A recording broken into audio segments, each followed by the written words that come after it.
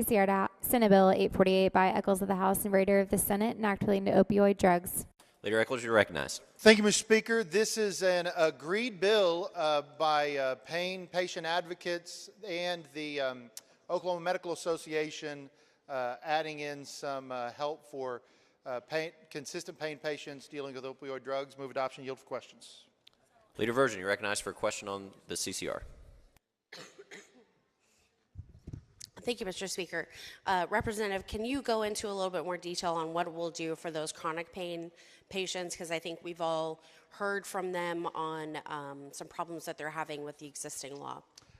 Absolutely. And I do want people to know, I'm just reading one line out of a series of letters I've gotten from chronic pain patients.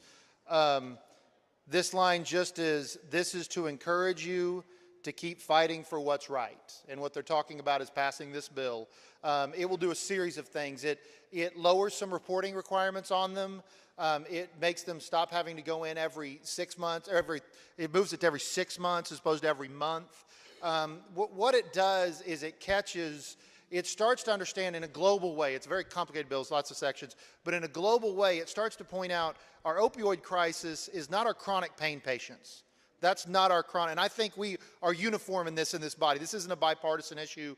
It was at no votes in the Senate, or it is a bipartisan issue. Thank you. It's been a long day. But this is our body saying it's not chronic pain patients who are opioid problems.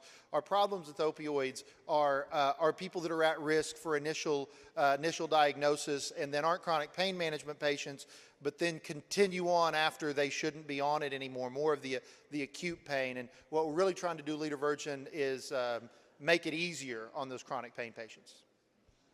Representative Echols requests unanimous consent that CCR be adopted without objection. That will be the order. Fourth reading of the bill.